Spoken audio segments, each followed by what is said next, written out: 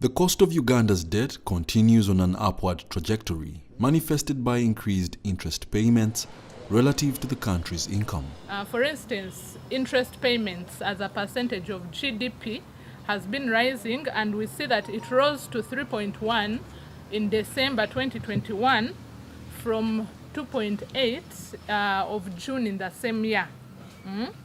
What does this mean? It means that interest payments are increasing relative to the country's income or to our revenues. They are increasing much faster than the revenues are increasing.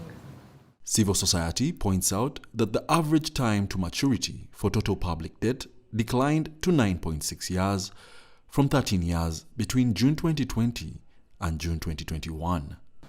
The same continues to financial year 2021-2022, where our projection was 15.0% against the benchmark of 12.5. That is on domestic interest payments. And when you look at the overall, both domestic and external, in 2019-2020, we stood at 15.9% against the 15%, which is the benchmark for the public debt management framework.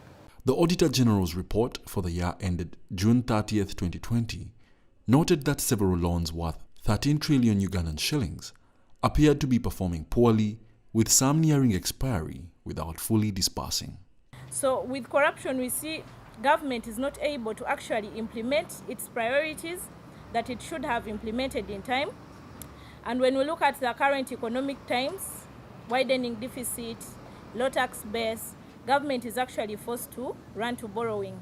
And unless we really address the challenge of corruption, then we shall not address the issue of debt. Because if you are borrowing this money and much of it is being swindled and is being stolen, it is not being put to the actual use, then we are going to keep borrowing and we shall keep paying, and we shall still have the same challenge of debt still with us. The stakeholders are calling on government to adhere to the legal and policy frameworks on debt management so as to sustainably manage Uganda's debt legally. Wadulo Mark Arnold.